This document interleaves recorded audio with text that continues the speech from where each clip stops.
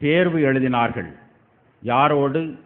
மாணவ செல்வங்களோடு, பள்ளியிலே படிக்கக்கூடிய 12 வயது அல்லது 10 வயது 15 வயது உள்ள சிறாரோடு அவர்கள் தேர்வு எழுதினார்கள்.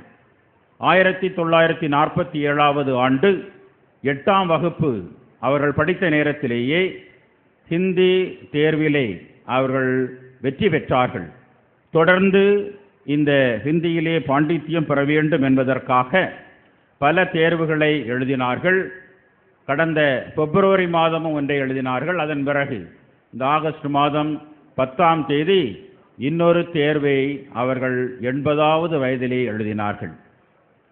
எழுதிவிட்டு அங்கிருந்தவர்களிடம் அவர்கள் பேசிக்கொண்டிருந்த பொழுது கூறினார்கள், எனக்கு 80 வயதாக இருப்பினும் நான் ஒரு பட்டத்தை பெற்றுவிட்டேனே என்ற நிறைவு எனக்கு இருக்கின்றது என்று பெருமையாக சொன்னார்கள். இது உண்மையிலேயே கல்விக்கு வயது வரம்பு இல்லை என்பதனை இந்த பெண்மணி மிகச் சிறப்பான முறையிலே வெளிப்படுத்தி இருக்கின்றார்கள். இறுதி வரையிலும் நாம் கற்றுக்கொண்டே இருக்க வேண்டும் என்பதிலே நாம் கவனம் செலுத்த வேண்டும் என்பதனையும் இந்த அம்மையார் தெளிவாக்கி இருக்கின்றார்கள்.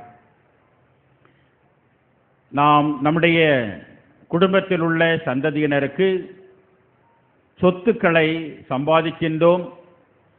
இவ்வுலக வாழ்வை நீத்த பிறகு பின்னால் வரக்கூடிய சந்ததியினர் மகிழ்ச்சியோடு, நிறைவோடு, வசதியோடு வாழ்வை அவர்கள் தொடர வேண்டும் என்பதற்காக பலவிதமான சொத்துக்களை, பணமாக இருக்கலாம், எத்தகைய சொத்து அல்லது செல்வம் மேலான செல்வம் என்பதனை நாலடியார் பின்வருமாறு குறிப்பிடுகின்றார்.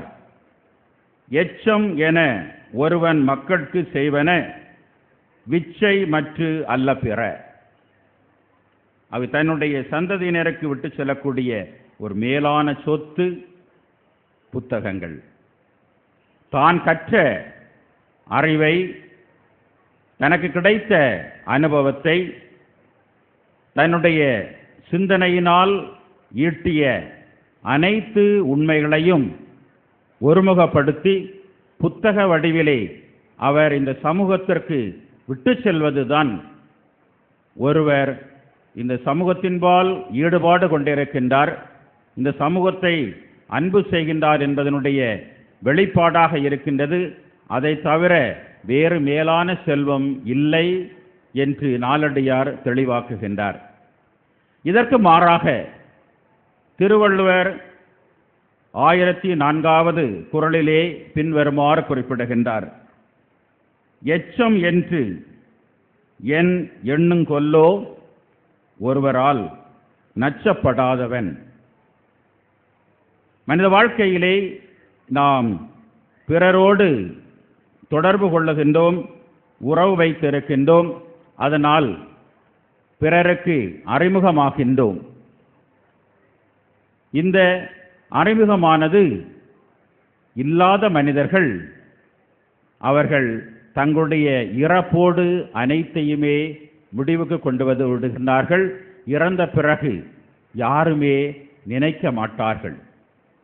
அதற்கு மாறான கருத்து, ஆனால் ஓரளவு தொடர்புள்ள ஒரு கருத்தாக இருக்கின்றது. ஆகவே இறந்த பிறகும் இந்த உலகத்திலே நாம் வாழ வேண்டும் என்றால் அதற்கு நாம் செய்ய வேண்டியது புத்தகங்களை எழுதி அல்லது கட்டுரைகளை எழுதி நம்முடைய அறிவை நிலையான ஒரு சொத்தாக இந்த சமூகத்திற்கு விட்டு செல்வது.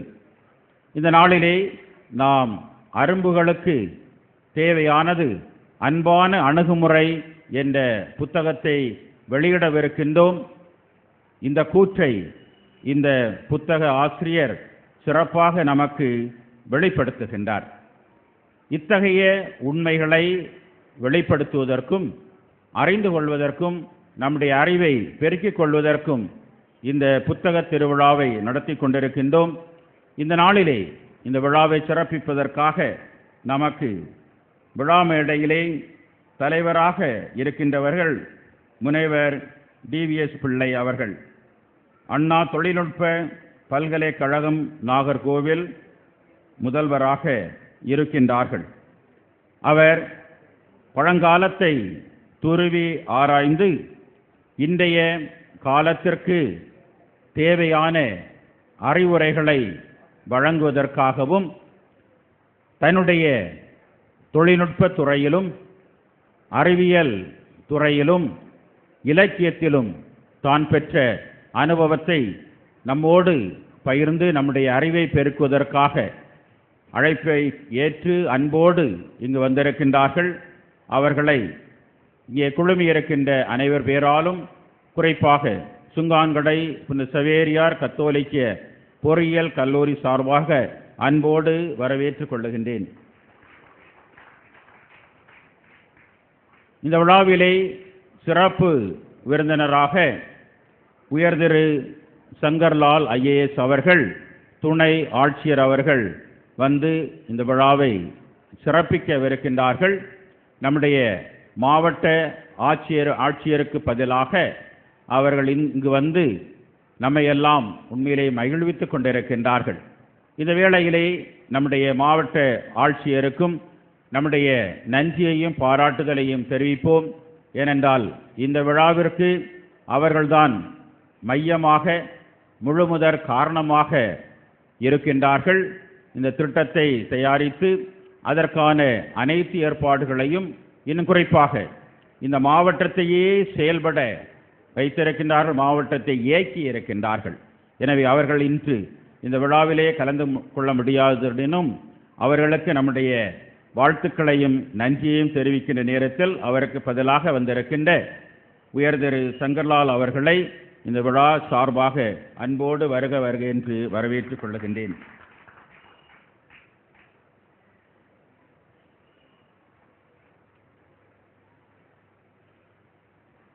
இன்னும் இந்த விழா இறுதியிலே நன்றி சொல்வதற்காக மாவட்ட நூலக அலுவலர் திருமதி தேவகி அவர்கள் இங்கே வீற்றிருக்கின்றார்கள்.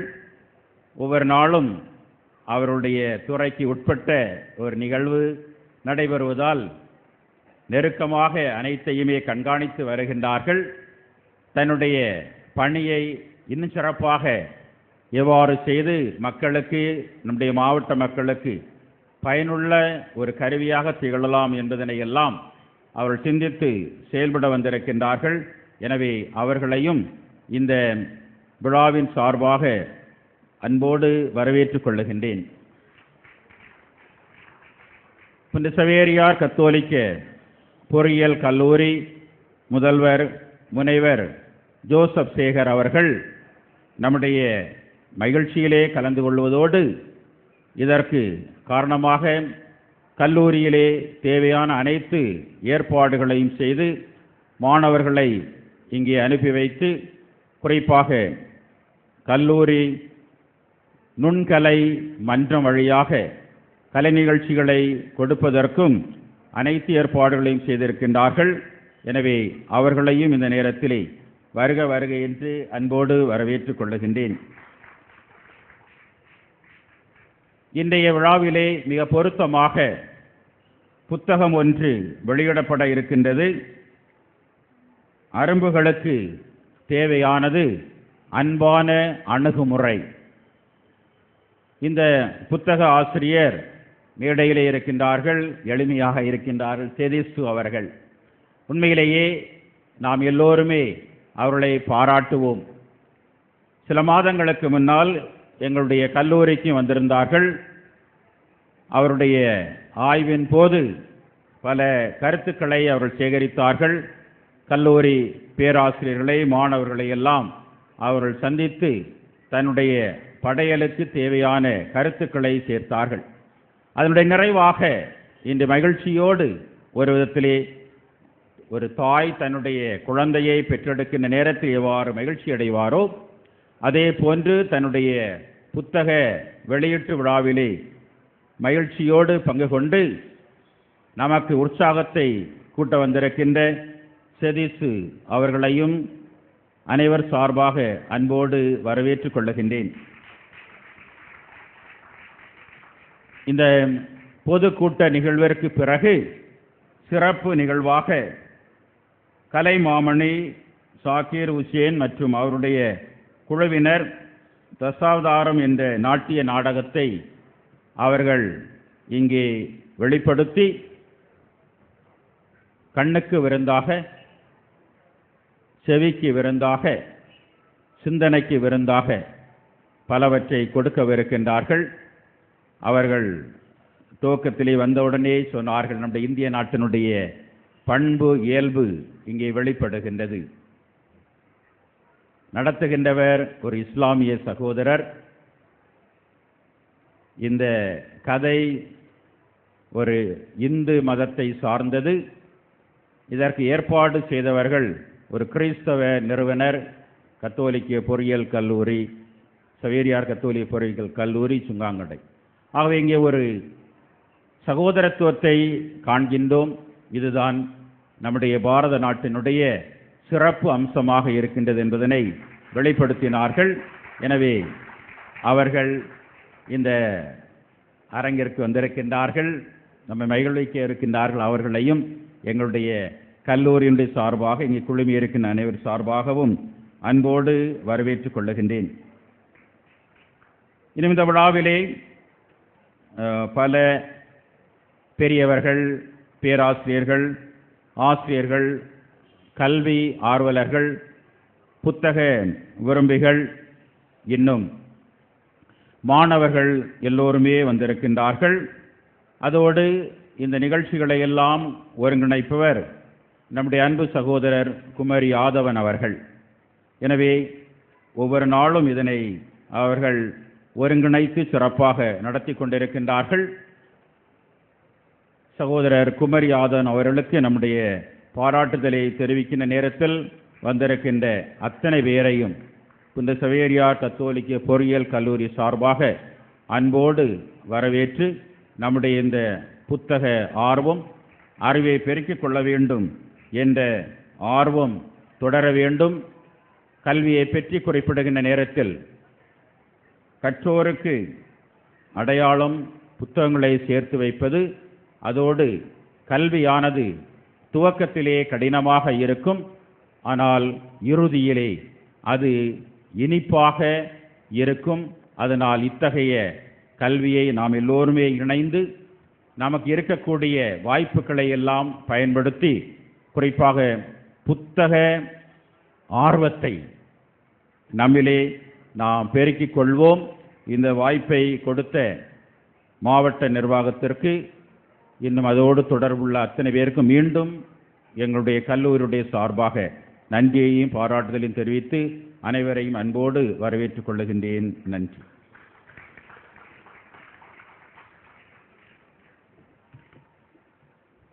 அன்பிற்குரியவர்களே, உடனடியாக புத்தக வெளியீட்டு விழா நடைபெறுகிறது. புத்தகத்தை வெளியிட்டவுடன் தலைமை உரை, அதைத் தொடர்ந்து நன்றி உரை, உடனடியாக நிகழ்வு ஆகிவிடும். காரணம், அவர்கள் தயாராக மேக்கப்போடு இருக்கிறார்கள். எனவே இந்த நிகழ்வு மிக வேகமாக இங்கே நடைபெறுகிறது. இந்த நூலை நமக்கு தந்தவர்கள் ஆசிரியர் செதீஸ் அவர்கள். அரும்புகளுக்கு தேவை அன்பான அணுகுமுறை. ஏற்கனவே அவர்கள் செல்ல சிட்டுகள், 25க்கும் மேற்பட்ட சிறுகதைகள், புது கவிதைகள் என பல்வேறு நூல்களை தந்திருக்கிறார்கள். தத்துவியல் மற்றும் இறையியலில் இளங்கலை பட்டங்கள், சமூகவியலிலும் உளவியலிலும் முதுகலை பட்டங்கள், குடும்ப உளவியலில் முனைவர் பட்டத்திற்கான ஆய்வை அவர்கள் நிறைவு செய்யும் தருவாயில இருக்கிறார்கள். இந்த அன்பிற்குரிய செதீஸ் அவர்களுடைய அரும்புகளுக்கு தேவை அன்பான அணுகுமுறை என்கிற நூலை இப்போது நம்முடைய சர் ஆட்சியர் உயர் திரு சங்கர்லால் குமாவத் அவர்கள் வெளியிட, இன்றைய நிகழ்விற்கு தலைமை ஏற்றிருக்கக்கூடிய அண்ணா தொழில்நுட்ப பல்கலைக்கழகத்தினுடைய முதல்வர் முனைவர் DVS பிள்ளை அவர்கள் பெற்றுக் கொள்ளுகிறார்கள்.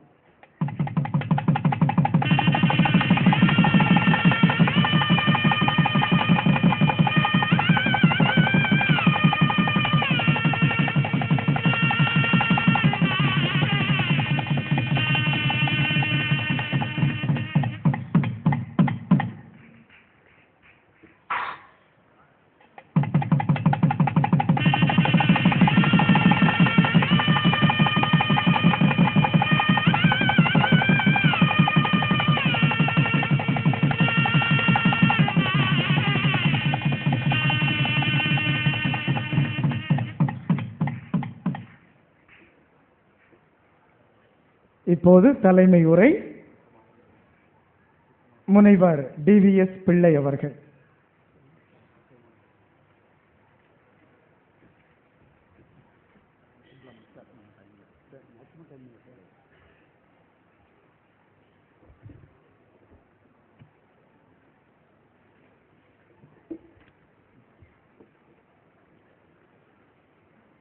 காளை மணியோசை களத்து மணி நெல்லோசை வாழை இலையோசை வஞ்சியற்கை வளையோசை யாழி அலையோசை அத்தனையும் மங்களமாய் வாழியப்பன் பாடுகின்ற தமிழ் தாய்க்கு வணக்கமது. ஆண்டோரே, அறிவுசார் சான்றோரே, அவையோரே, அனைவருக்கும் அன்பு வணக்கம். இந்த புத்தக விழாவிலே நடக்கின்ற இந்த கருத்தரங்கிற்கு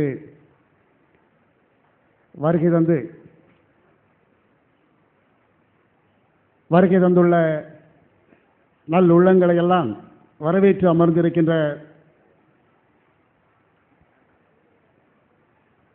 தூய சவேரியார் கத்தோலிக்க பொறியியற் கல்லூரியினுடைய தாளாளர் அருட்பணி ஜேசுமரியான் அவர்களே,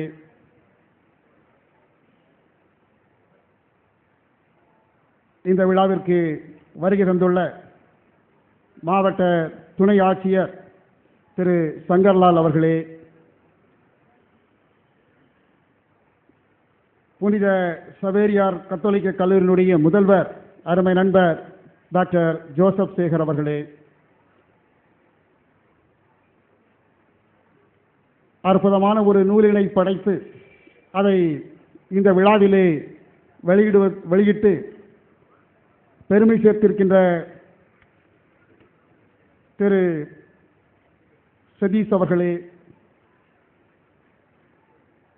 நன்றி மறப்பது நன்றன்று என்று நன்றியுரை வழங்க வருகை தந்துள்ள மாவட்ட நூலக அலுவலர் திருமதி தேவகி அவர்களே, இந்த நாளில் நம்மை எல்லாம் மகிழ்விக்க வருகை தந்துள்ள மிகப்பெரிய ஒரு கலைஞர், கலைமாமணி ஜாகீர் ஹுசேன் குழுவினர் அவர்கள், திரு ஜாகீர் ஹுசேன் அவர்களையும் அவரது குழுவினரையும் குழுவினருக்கும் நன்றி கலந்த வணக்கத்தை தெரிவித்துக் கொள்கிறேன். இந்த விழாவிற்கு வருகை தந்துள்ள அன்பிற்கினிய பெரியோர்களே, தாய்மார்களே, அன்பிற்கினிய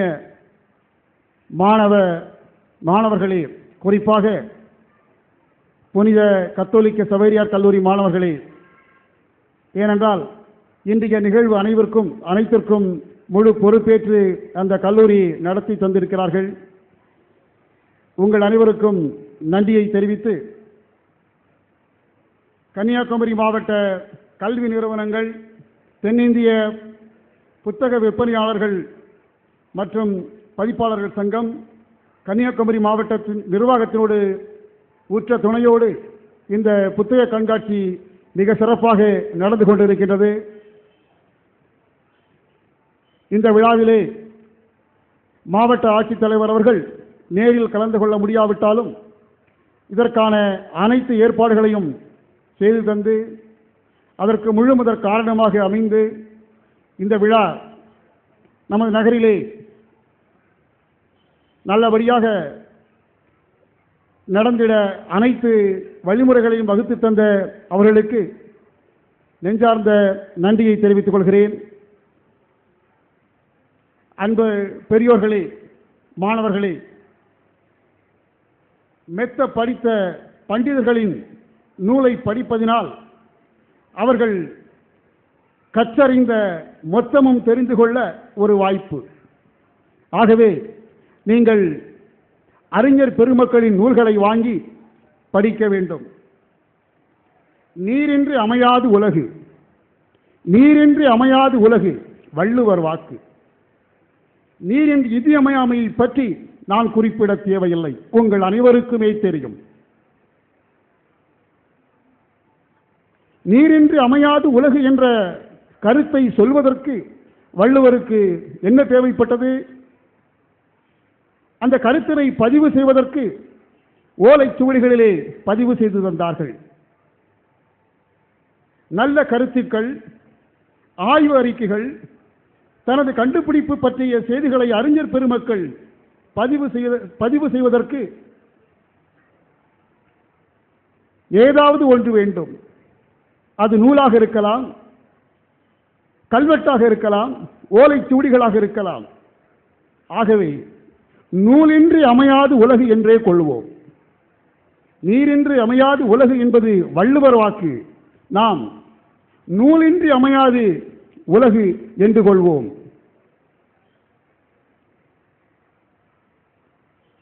இந்த திருவிழாவினுடைய துவக்க விழாவுக்கு வந்திருந்தேன். சிக்ஸ்த் சென்ஸ் பதிப்பகத்தாரின் அரங்கத்திற்கு சென்று தென்கட்சி கோ சுவாமிநாதன் அவர்கள் எழுதிய சிறகை விரிப்போம் என்ற நூலை வாங்கினேன். தென்கட்சி கோ சுவாமிநாதன் அவர்களை பற்றி அநேகம் பேர் அறிந்திருப்பீர்கள். மிகச்சிறந்த ஒரு பேச்சாளர், மிக எளிமையானவர். அவருக்கென்று ஒரு நடை உண்டு. அந்த நடையிலே தனது கருத்துக்களை மிக ஆழமாக பதிவு செய்து சென்றவர். நமது நாட்டில் மட்டுமல்ல, மேலை நாடுகளுக்கு கூட சென்று தனது கருத்துக்களை பதிவு செய்து வந்தார்கள். அப்படிப்பட்டவருடைய நூலை வாங்கி அதில் 57 அத்தியாயங்கள் இருந்தது. முதல் அத்தியாயத்தை படித்தவுடனே மிக்க மகிழ்ச்சியாக இருந்தது. நோயற்ற வாழ்வே குறைவற்ற செல்வம் என்பது பற்றி அவரும் கூறியிருந்தார். நாமும் அறிவோம். நோயற்ற வாழ்வு வேண்டுமெனில் 3 வழி. 1, நல்ல உணவு.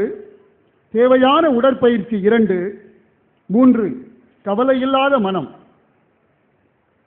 எல்லோரும் கூறுவதுதான் அவரும் கூறினார். அதோடு நிறுத்தவில்லை. மேலும் ஒன்றை 4ஆவதாக கூறினார். மனித நேயம். மனித நேயம். தனக்காக மட்டும் வாழாமல் பிறர்க்காக வாழ்ந்திடுங்கள் என்ற மனித நேயத்தை நீங்கள் கொள்வீர்களானால் மேலும் ஆரோக்கியமான வாழ்க்கை கிடைக்கும். கலிபோர்னியா பல்கலைக்கழகம் அதிலே உள்ள மருத்துவத்துறை பேராசிரியர் கென்னத் பிரிடியர் கூறுகிறார், மற்றவர்கள் பற்றி நாம் யோசித்து அவர்கள் மகிழ்வோடு இருக்கும்போது, அவர்களை நாம் மகிழ்விக்கும் பொழுது நமது உடம்பில் இருக்கின்ற நோயை எதிர்க்கும் செல்கள், செல்ஸ் ஆஃப் இம்யூன் சிஸ்டம், முழு சக்தியோடு இயங்குகிறதாம். இதை ஆய்வு மூலம் நிரூபித்துள்ளார். எந்த நோயும் அத்தகைய மனிதர்களை அண்டுவதில்லை. இதை கண்டவுடன் மகிழ்வுற்றேன் என்று கூறினேனே, நான் இதை உணர்ந்தவன். இந்த அரங்கத்திலே இருக்கின்ற பலருக்கு எனது தந்தையை பற்றி அறிந்திருப்பார்கள். நான் இந்த மண்ணை சார்ந்தவன். அவர் வாழ்ந்து வருகின்ற காலத்தில் தினமும் யாருக்காவது உதவி செய்ய வேண்டும். ஏதாவது ஒரு நிலையில், அது கல்யாணமாகட்டும் அல்லது விவாகரத்தாகட்டும், மருத்துவமனையாகட்டும், பொருளுதவியாகட்டும், வழக்காகட்டும், எந்த ஒரு நிலையிலும் தன்னை சார்ந்தவர்களுக்கும் நண்பர்களுக்கும் ஜாதி மத பேதமின்றி அனைவருக்கும் உதவுவார். அன்றைய தினம் தனது வீட்டிற்கு வந்தவுடன் எங்களிடம் கூறுவது, நான் இன்றைக்கு இன்னாருக்கு இன்னென்ன உதவிகளை செய்தேன் என்பதுதான். எப்படி வாழ்ந்தார் தெரியுமா? 74 வயது வரை நோய் என்று மருத்துவமனைக்கு சென்றது கிடையாது. தனது இருசக்கர வாகனத்திலே தனது இறுதி நாள் வரை பயணித்தார்கள். அவர் செய்த காரியம், தினமும் யாருக்காவது உதவி செய்ய வேண்டும், அடுத்தவர்கள் மகிழ்வோடு இருக்க வேண்டும், நாமும் மகிழ்வோடு இருப்போம் என்ற ஒரு மனித நேயத்தை வளர்த்து கொண்டார்கள். நோயின்றி வாழ்ந்தார்கள். அன்பு நண்பர்களே, அடுத்தவர்களுக்கு உதவுவோம். மனித நேயத்தை ஒரு மருந்தாக பயன்படுத்தி எந்நாளும் நல்ல நூல்கள் கற்றபின் அதன் கண் நின்று வாழ்வில் வளம் பெறுவோம் என்று கூறி வாய்ப்புக்கு மீண்டும் நன்றி கூறி விடைபெறுகிறேன். அன்பு வணக்கம். நன்றி. தொடர்ந்து நம்முடைய மாவட்ட ஆட்சியர் பொறுப்பு வகிக்கின்ற அன்பிற்குரிய உயர் திரு உதயகுமார் அவர்கள் இங்கே வருகை தந்திருக்கிறார்கள். அவர்களை அனைவரும் கரவொலி எழுப்பி அன்போடு வரவேற்கும்படி உங்களை கேட்டுக்கொள்கிறேன். தொடர்ந்து உடனடியாக நன்றி உரை மாவட்ட நூலக அலுவலர் திருமதி தேவகி அவர்கள். இந்த நிகழ்வு முடிந்த உடனே ஜாகிர் ஹுசேன் அவர்களுடைய நாட்டிய நடன நிகழ்வு உடனடியாக ஆரம்பமாகிறது.